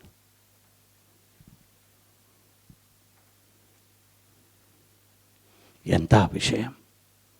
എന്തായിരുന്നു ഏശാവിൻ്റെ പ്രത്യേകത? നമ്മൾ കണ്ടത് ഏശാവിൻ്റെ പ്രത്യേകത എന്ന് പറയുന്നത്, ഏശാവ് ഒരു നല്ല കുടുംബത്തിൽ നല്ല അപ്പനെ ജനിച്ചു എന്നുള്ള സത്യമാണെങ്കിലും ഏശാവിൻ്റെ പ്രത്യേകത, ഹി വാസ് എ കാർണൽ മാൻ, ഒരു ജഡീക മനുഷ്യനായിരുന്നു. അവൻ്റെ ആഗ്രഹം മുഴുവൻ അവൻ്റെ ജഡത്തെ സാറ്റിസ്ഫൈ ചെയ്യണം, എങ്ങനെയെങ്കിലും ജഡത്തെ പ്രസാദിപ്പിക്കണം. ജഡത്തിനു വേണ്ടിയുള്ളത് അവൻ കരുതുവാനായിട്ട് കാരണമായി തീർന്നു. ദൈവിക വിഷയങ്ങൾ മാറ്റിവെച്ചിട്ട് ജഡത്തിൻ്റെതായിരിക്കുന്ന കാര്യങ്ങൾക്ക് മുൻതൂക്കം കൊടുക്കുവാനായിട്ട് കാരണമായി തീർന്നു. നിങ്ങൾ 1, 2, 3 കാര്യങ്ങൾ നിങ്ങൾ ഇതിനകത്ത് മനസ്സിലാക്കണം. അതിൻ്റെ 25-ാം അധ്യായത്തിൻ്റെ 33-ാമത്തെ വാക്യം, ജ്യേഷ്ഠാവകാശം യാക്കോബിന് വിറ്റുകളഞ്ഞു. എന്താ അവിടെ സംഭവിച്ചത്? യാക്കോബിന് ജ്യേഷ്ഠാവകാശം വിറ്റുകളഞ്ഞു. നിങ്ങൾ മനസ്സിലാക്കണം, ഈ വേർഡ് നിങ്ങൾ പഠിക്കുമ്പോൾ എബ്രായ ലേഖനത്തിന്റെ വേർഡ് അതുപോലെ തന്നെ 34-ാമത്തെ വാക്യം കൂടെ ഒന്ന് വായിച്ചാട്ട്. 34-ാമത്തെ വാക്യം, വേഴ്സ് 34. ഇങ്ങനെ ഏശാവ് ജ്യേഷ്ഠാവകാശത്തെ അലക്ഷ്യമാക്കി കളഞ്ഞു. ഇഗ്നോർഡ്, അലക്ഷ്യമാക്കി, വിലയില്ലാതാക്കി, ഡിസ്പൈസ്, തള്ളിക്കളഞ്ഞു, അതൊരു വിലയില്ലാതാക്കി മാറ്റി. എന്തിനാ വിലയില്ലാതാക്കിയത്? തൻ്റെ ജ്യേഷ്ഠാവകാശത്തിന് വിലയില്ലാതാക്കി. ഇവിടെ നിങ്ങൾ മനസ്സിലാക്കണം, എന്ത് സംഭവിച്ചു? ഇവന്റെ ജീവിതത്തിൽ സംഭവിച്ച ഒരു വീഴ്ച എന്ന് പറയുന്നത്, ഇവൻ പൂർണ്ണമായിട്ടൊരു ജഡമനുഷ്യനായിരുന്നു. ഒരു ജഡമനുഷ്യൻ, ഒരു കാർണൽ മാൻ. നിങ്ങൾക്കറിയാം, വേദപുസ്തകം 3 കൂട്ടം ആൾക്കാരെ വെളിപ്പെടുത്തുന്നു. 1 പ്രാകൃത മനുഷ്യൻ, 2 ജഡീക മനുഷ്യൻ, 3 ആത്മീയ മനുഷ്യൻ. അപ്പോൾ 3 മനുഷ്യരെയാണ് വേദപുസ്തകം വെളിപ്പെടുത്തുന്നത്. പ്രാകൃത മനുഷ്യൻ എന്ന് പറയുന്ന വ്യക്തി ദൈവാത്മാവിന്റെ ഉപദേശം കൈക്കൊള്ളുന്നതേയില്ല. പക്ഷേ ജഡീകൻ എന്ന് പറയുന്ന, ജഡമനുഷ്യൻ എന്ന് പറയുന്ന വ്യക്തി ആത്മീയനോ ജഡ മനുഷ്യനായി ജീവിക്കുവാനായിട്ട് സാധിക്കും. അതാണ് അപ്പോസ്തലനായ പൗലോസ് കൊരിന്ത്യ സഭയോട് പറയുന്നത്, നിങ്ങൾ ഇന്നും ജഡികന്മാരല്ലോ, നിങ്ങളോട് ആത്മീയമായത് ഞാൻ എങ്ങനെ വിവരിച്ചു തരും എന്ന് പറഞ്ഞാൽ, ഒരാത്മീയനോ ആരായി ജീവിക്കുവാൻ സാധിക്കും?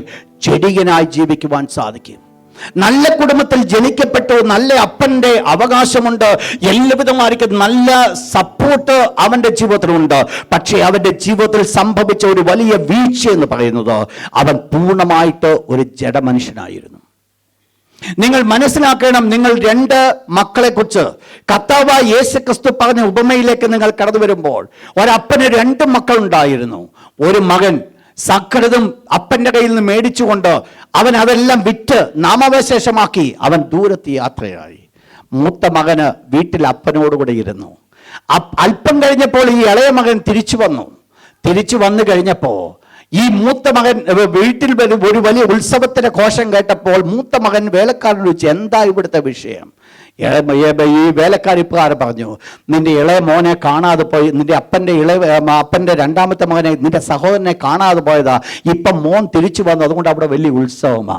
ഈ മൂത്ത മോൻ ചെന്ന് അപ്പനോട് പറഞ്ഞു, ഒരു കാര്യമുണ്ട് അപ്പ, ഇത്രയും കാലമായി ഞാൻ ഈ വീട്ടിലായി, ഇതുവരെ നീ എൻ്റെ ചങ്ങാതികളുമായി സന്തോഷിപ്പാൻ നീ എനിക്കിട ഉണ്ടാക്കിയില്ല എന്ന് പറഞ്ഞാൽ, അപ്പൻ്റെ വീട്ടിൽ ജീവിക്കുന്ന മകനാണെങ്കിലും വീട്ടിലല്ല മോന്, വീട്ടിന് വെളിയില്ല. അപ്പൻ്റെ ഇത്രയും കാലം അപ്പൻ്റെ കൂടെ ജീവിച്ചു. മറ്റേ മോൻ തള്ളപ്പെട്ടവൻ, അവൻ പോയി, അവൻ മര്യാദയ്ക്ക് മടങ്ങി വന്നു. ഈ മൂത്ത മോൻ അപ്പൻ്റെ കൂടെ താമസിച്ചിട്ട് അപ്പൻ്റെ യാതൊരു ഇഷ്ടവും മനസ്സിലാക്കാതെ, അപ്പൻ്റെ യാതൊരു കാര്യങ്ങളും മനസ്സിലാക്കാതെ, അപ്പൻ്റെ ഇഷ്ടത്തിന് വെളിയിൽ അപ്പൻ്റെ വീട്ടിൽ ജീവിച്ച മോനായത്. ശ്രദ്ധിക്കുന്നോ? ഞാൻ പറയുന്നത് മനസ്സിലാകുന്നു? ജീവിക്കുന്നത് അപ്പൻ്റെ വീട്ടിലാ, പക്ഷെങ്കിൽ അവൻ്റെ സ്വഭാവം വെച്ച് നമ്മൾ പഠിച്ചാൽ അവൻ അപ്പൻ്റെ വീട്ടിൽ നിന്ന് വെളിയില്ല. ഇതേ കാര്യമായി ഇവിടെ യേശാവിന് സംഭവിച്ചത്. ജീവിക്കുന്നത് അപ്പൻ്റെ വീട്ടിലാ, നല്ല തികഞ്ഞതായിരിക്കുന്ന ഒരു ആത്മീയനായിരിക്കുന്ന അപ്പൻ്റെ കൂടെ താമസിക്കുക. പക്ഷെ അവൻ ആരല്ല? ഒരാത്മീയനല്ല. പിന്നെ എന്താ അവൻ്റെ ആഗ്രഹം? ജഡത്തിന് വേണ്ടി അവൻ ഓടിക്കൊണ്ടേയിരിക്കുന്നു. ജഡികനായിത്തീർന്നത് കൊണ്ട്, ജഡമനുഷ്യനായിത്തീർന്നത് കൊണ്ട് അവൻ്റെ ജീവിതത്തിൽ ഏതെങ്കിലും ഒരു കാര്യം സെലക്ട് ചെയ്യണമെങ്കിൽ, ഒരു ചോയ്സ് അവൻ്റെ മുൻപിൽ കടന്നു വന്നാൽ, അവൻ ആദ്യം സെലക്ട് ചെയ്യുന്നത് എന്തേ എടുക്കത്തുള്ളൂ? ജഡത്തിന് തുല്യം. ഒരിക്കൽ കർത്താവായ യേശു ക്രിസ്തു ഫിലിപ്പോസിനോട് ചോദ്യം ചോദിച്ചു. 5000 പേരെ മുമ്പിലുണ്ട്. ഈ 5000 പേര് ഇരിക്കുമ്പോഴാ യേശു ഒരു ചോദ്യം ഫിലിപ്പോസിനോട് ചോദിച്ചു. ഫിലിപ്പോസേ, ഇവരെ കഴിഞ്ഞ 3 ദിവസമായി നമ്മളോടുകൂടി ഇരിക്കുക, ഇവർക്ക് എവിടെ നിന്ന് അപ്പം വാങ്ങും? ഫിലിപ്പോസ് ഉടനെ പറഞ്ഞ മറുപടി ഇതാണ്: ഇത്രയും പേർക്ക് ആഹാരം കൊടുക്കണമെങ്കിൽ 200 പണത്തിന് പോയി മേടിച്ചാൽ പോലും തികയത്തില്ല. അപ്പോൾ ആരാ ഫിലിപ്പോസ്? കർത്താവായ യേശു അന്നേരം മനസ്സിലാക്കി ആരാ ഫിലിപ്പോസ് എന്ന്. യേശുവിനോട് കൂടെ നടക്കുക, ഒരു കാറ്റും പിടിച്ചില്ല.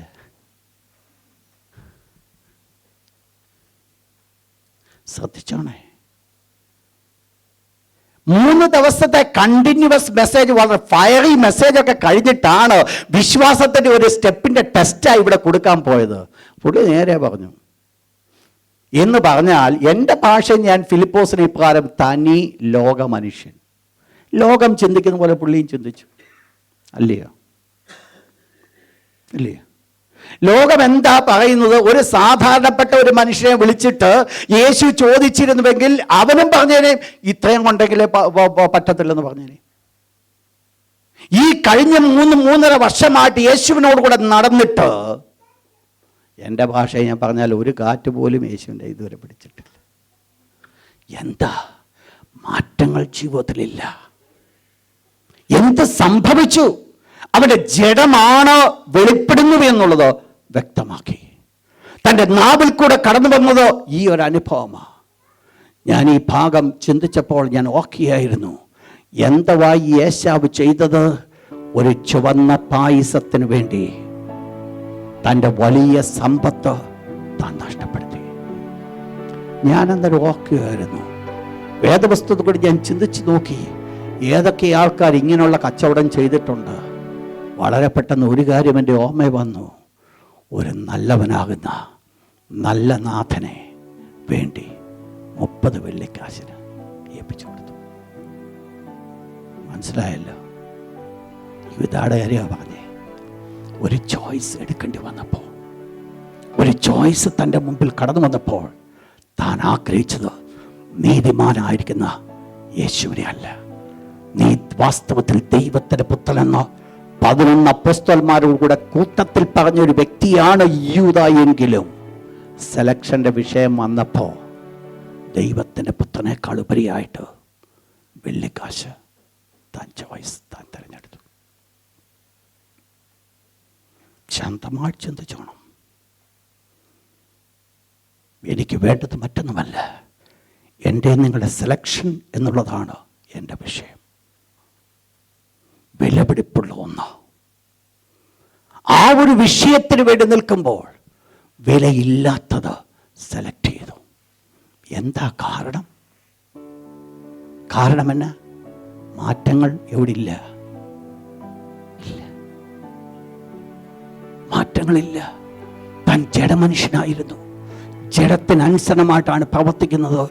ഇന്ന് ഈ തിരുവചനം കേൾക്കുമ്പോൾ ഞാൻ ഓർപ്പിക്കട്ടെ, നമ്മുടെ മുൻപിൽ കടന്നു വരുന്ന ഏത് ചോയ്സും ജഡീയമായിട്ടല്ല നമ്മൾ തിരഞ്ഞെടുക്കേണ്ടത്. നമ്മൾ ജഡീയമായിട്ടുള്ള പ്രവർത്തനമല്ല തിരഞ്ഞെടുക്കേണ്ടത്. ഒരാത്മീയനെ പോലെ പ്രവർത്തിക്കുന്നത് വളരെ ആവശ്യമാണ്. ജഡമനുഷ്യനെ പോലെ നമുക്ക് ആക്ട് ചെയ്യാം, പക്ഷെ അതല്ല നമുക്ക് വേണ്ടത്. ഒരാത്മീയൻ എങ്ങനെ എടുക്കും, അതായിരിക്കണം എൻ്റെ ജീവിതത്തിൽ കൂടെ വെളിപ്പെടേണ്ടത്. എന്താ സംഭവിച്ചേ? ചുവന്ന പായസം ഒരു സൈഡിൽ ഇരിക്കുന്നു, തൻ്റെ ജ്യേഷ്ഠാവകാശം മറു സൈഡിൽ ഇരിക്കുന്നു. ജ്യേഷ്ഠാവകാശത്തിൻ്റെ പ്രത്യേകത ഞാൻ ഒത്തിരി നിങ്ങൾ മനസ്സിലാക്കുമ്പോൾ, ഒന്ന് ചിന്തിക്കുമ്പോൾ നമുക്കറിയാം, വിലയുള്ളതിനെയാണ് വിലയില്ലാത്തതിന് വേണ്ടി ഏൽപ്പിച്ചു കൊടുത്തത്. വിലയുള്ളതായിരുന്നു, പക്ഷെങ്കിൽ വ്യാപാരം ചെയ്തപ്പോൾ വിലയില്ലാത്തതിനെ താനത് വാങ്ങി. നിത്യമായിരുന്നു ഏശാവിൻ്റെ കയ്യിലുണ്ടായിരുന്നത്, പക്ഷെ ചോയ്സ് വന്നപ്പോൾ നിത്യമായുള്ളതിനെ വിട്ടേച്ച് താൽക്കാലികമായതിനെ താൻ തിരഞ്ഞെടുത്തു. ചോയ്സ്.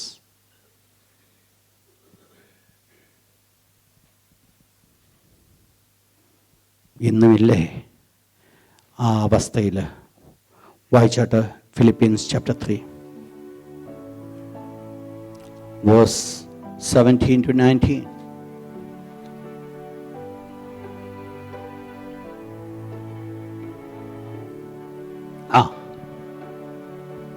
ഞാൻ പലപ്പോഴും നിങ്ങളോട് പറഞ്ഞതുപോലെ ക്രിസ്തുവിൻ്റെ ക്രൂശിന് ശത്രുക്കളായി നടക്കുന്നു എന്ന് പൗലോസ് ഈ വേർഡ് പറയുമ്പോൾ കരയുക. വേദന തൻ്റെ മനസ്സിലുണ്ട്, ഭാരം തൻ്റെ മനസ്സിലുണ്ട്. ദൈവത്തിൻ്റെ വചനം എടുത്തുകൊണ്ട് നടക്കുന്നവരാ, പക്ഷെങ്കിൽ ക്രൂശിന് ശത്രുക്കളാ.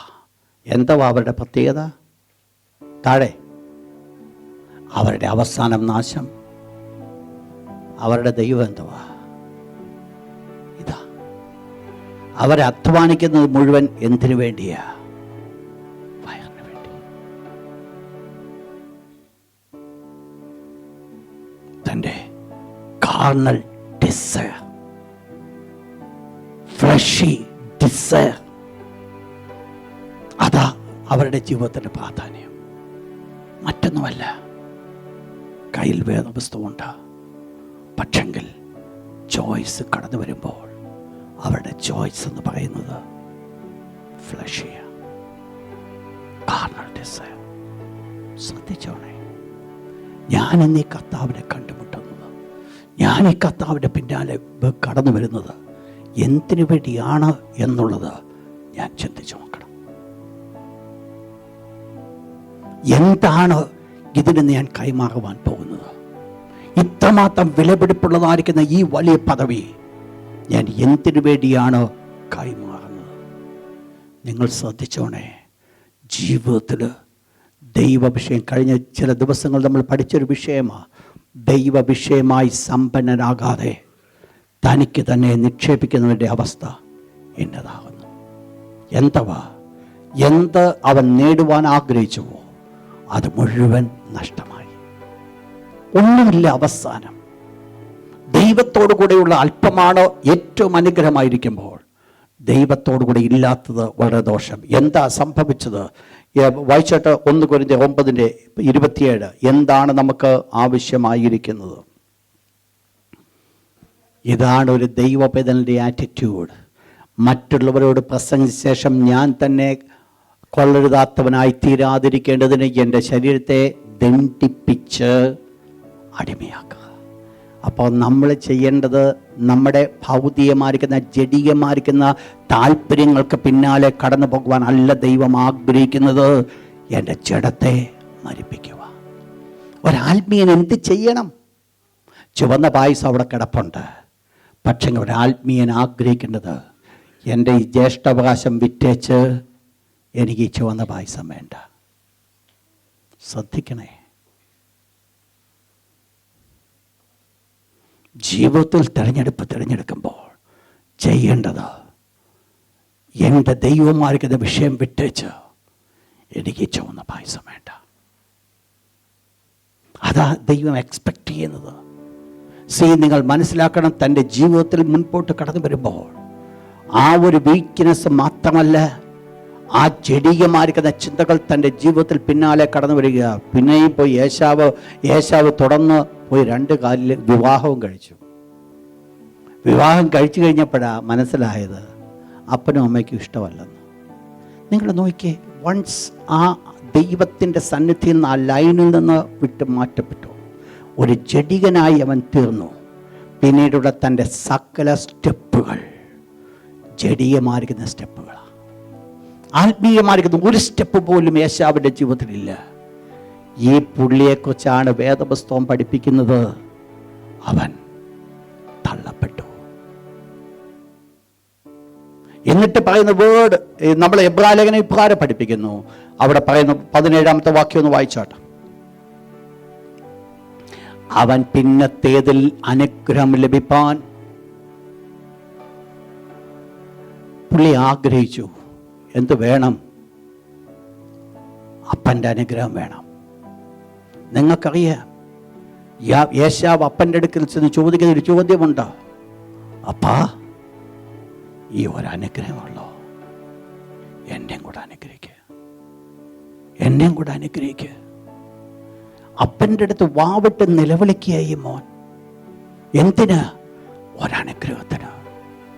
പക്ഷെങ്കിൽ ഒരു കാര്യം മനസ്സിലാക്കണം, അപ്പൻ്റെ അനുഗ്രഹം തൻ്റെ മേൽ കടന്നു വരേണ്ട സകലതുമായ സമയങ്ങളും താൻ തള്ളിക്കളഞ്ഞു, നഷ്ടപ്പെടുത്തി. അപ്പന് പറയുവാനുള്ള ഒറ്റ കാര്യമുള്ളൂ, മോനെ, ഉള്ളത് മുഴുവൻ ഞാൻ നിന്റെ സഹോദരന് കൊടുത്തു. ശ്രദ്ധിക്ക, ഇതെവിടെ കടന്നു വരുന്നു? വിഷയത്തിൽ ഒരു സെലക്ഷൻ കടന്നു വന്നപ്പോൾ ഒരാത്മീയനെ പോലെ സെലക്ട് ചെയ്യുവാൻ സാധിക്കാതെ, ആത്മീയത്തിൻ്റെ വില മനസ്സിലാക്കുവാൻ സാധിക്കാതെ, ഭൗതികമായിരിക്കുന്ന കാര്യങ്ങൾ മനസ്സിലാക്കിക്കൊണ്ട് അതിനനുസരണമായിട്ട് ചോയ്സ് കൊടുത്തുകൊണ്ട് മുൻപോട്ട് കടന്നു പോകുമ്പോൾ ഒരു പർട്ടിക്കുലർ സമയം കടന്ന് വാവിട്ട് നിലവിളിക്കുക. അപ്പന് കൈമലത്തെ കാണിക്കാനേ പറ്റത്തുള്ളൂ. കാരണം അപ്പൻ്റെ കയ്യിൽ ഇനിയും കൊടുക്കാൻ ഒരു അനുഗ്രഹമില്ല. മുഴുവൻ കഴിഞ്ഞു, ഒന്നുമില്ല ഇനി കയ്യിൽ. അപ്പന് പറയുവാനുള്ളത് ഞാൻ സകലവും കൊടുത്തു. നിങ്ങൾ മനസ്സിലാക്കണം, വേർഡ് പറയുന്ന വേർഡ് ഒരനുഗ്രഹത്തിന് വേണ്ടി അവൻ ആഗ്രഹിച്ച് കണ്ണുനീരോടെ അപേക്ഷിച്ചു എന്ന് പറഞ്ഞാൽ ഇവിടെ വെച്ച് ആളെന്തായി? തകർന്നു, തള്ളപ്പെട്ടു. താൻ തള്ളപ്പെട്ടവനാണല്ലോ എന്ന് ബോധ്യമുണ്ടായി. പക്ഷെങ്കിൽ അവിടെയും പുള്ളിക്ക് ഒരു കാര്യം സംഭവിച്ചില്ല. അതാ ദയനീയം. മാനസാന്തരത്തിന് ഇട കണ്ടില്ല. മാനസാന്തരപ്പെടാൻ അന്നും പറ്റിയില്ല. ഓൾറെഡി സമയം കഴിഞ്ഞു. ആ സമയം കഴിഞ്ഞു. ഏത് സമയം കഴിഞ്ഞു? ചോയ്സിൻ്റെ സമയം കഴിഞ്ഞു. അപ്പൻ്റെ അനുഗ്രഹത്തിൻ്റെ സമയം കഴിഞ്ഞു. ഒരു സമയമുണ്ടായിരുന്നു, ഈ മകൻ നേരത്തെ മടങ്ങി വന്നിരുന്നുവെങ്കിൽ അപ്പൻ്റെ അനുഗ്രഹം എന്തെങ്കിലുമൊക്കെ പ്രാപിക്കാമായിരുന്നു. പക്ഷെങ്കിൽ ഈ കാലങ്ങളൊക്കെ താൻ മുൻപോട്ട് കടന്നു പോയത് തൻ്റെ ജഡത്തിൻ്റെ ഇഷ്ടത്തിനനുസൃതമായി. ഇന്ന് ശ്രദ്ധിക്കണം ദൈവമക്കൾ, ആത്മീയ വിഷയത്തിന് ഞാൻ എന്ത് വില കൊടുക്കുന്നു എന്നുള്ളത്, ദൈവ വിഷയത്തിന് ഞാൻ എന്ത് വില കൊടുക്കുന്നു എന്നുള്ളത്, എൻ്റെ ബൈബിൾ വായനയ്ക്ക് ഞാൻ എന്ത് വില കൊടുക്കുന്നു, എൻ്റെ പ്രാർത്ഥനാ ജീവിതത്തിന് ഞാൻ എന്ത് വില കൊടുക്കുന്നു. ഒരു പക്ഷെങ്കിൽ ഞാനും നിങ്ങളും കാണുന്നതായിരിക്കുന്ന ഒരു സീരിയലിനാണ് വില കൊടുക്കുന്നതെങ്കിൽ മനസ്സിലാക്കിക്കോണേ, വിലയില്ലാത്തതിനാണ് വില കൊടുക്കുന്നത്. കാണരുത് ഞാൻ പറയുന്നില്ല. നമ്മുടെ ജീവിതത്തിൽ വിലയുള്ളതിന് വില കൊടുക്കുക. ദൈവത്തിൻ്റെ വചനം വായിക്കേണ്ടതിന് വില കൊടുക്കേണ്ടി വരുമ്പോൾ അതിന് വില കൊടുക്കുക. വിലയില്ലാത്തതിനെ ചോയ്സ് എടുക്കരുത്. ആരാധന ഞാൻ ഓർപ്പിക്കട്ടെ, ജീവിതത്തിൽ വില കൊടുക്കുവാൻ സാധിക്കുമെങ്കിൽ വില കൊടുത്ത് ആരാധനയ്ക്ക് വരിക. എല്ലാം നന്നായിരിക്കുമ്പോൾ ഞാൻ ആരാധനയ്ക്ക് കടന്നു വരാമെന്ന് പറയുന്നത് ജാതികളും ചെയ്യും. പണ്ട് നമ്മൾ ദൈവമക്കൾ അല്ലാതിരുന്ന സമയത്തും ചെയ്ത കാര്യം അത് തന്നെ, ഇല്ലയോ? ചെയ്യത്തില്ലായിരുന്നോ? ഞാൻ ചെയ്യുമായിരുന്നു. എനിക്ക് എല്ലാ സാഹചര്യവും അനുകൂലമായിരിക്കും, ഞാൻ പള്ളിയിൽ പോകുമായിരുന്നു. അതുപോലെ നിങ്ങളും ചെയ്തു വരാ. പക്ഷെങ്കിൽ ഇപ്പോൾ ഒരു പടിയുടെ ആത്മീയത്തിൽ വന്നു. ഇന്നും കയ്യിലിരിപ്പ് പഴയതാ. എല്ലാം അനുകൂലമാണെങ്കിൽ ഞാൻ വരും, ഇല്ലെങ്കിലില്ല. എല്ലാം അനുകൂലമാണെങ്കിൽ ഞാൻ ബൈബിൾ വായിക്കും, ഇല്ലെങ്കിൽ ഞാൻ ഇത് കൂടുതൽ മുമ്പോട്ട് ഞാൻ വിടുവാൻ ആഗ്രഹിക്കുന്നില്ല. ഇവിടെ വെച്ച് ഞാൻ നിർത്തട്ടെ. ചോയ്സ്, അതാണ് ഞാൻ ആരാണെന്ന് വെളിപ്പെടുത്തുന്നത്. ഞാൻ ആത്മീയനോ ജഡമനുഷ്യനോ എന്നുള്ളത് ലിറ്ററലി എൻ്റെ ചോയ്സ് വെളിപ്പെടുത്തുമെങ്കിൽ, ഞാൻ ആയിരിക്കുന്ന മേഖലകളിൽ എനിക്കും നിങ്ങൾക്കും ഉണ്ടാകേണ്ട ഒരു ചോയ്സ്, എൻ്റെ ജീവിതത്തിൻ്റെ ഏത് തിരഞ്ഞെടുക്കൽ വന്നാലും ഒരാത്മീയനെ പോലെ തിരഞ്ഞെടുക്കുമെന്നുള്ളത് തീരുമാനമെടുക്കുക. എല്ലാ കണ്ണുകളും ശാന്തമായിട്ട് അടയട്ടെ.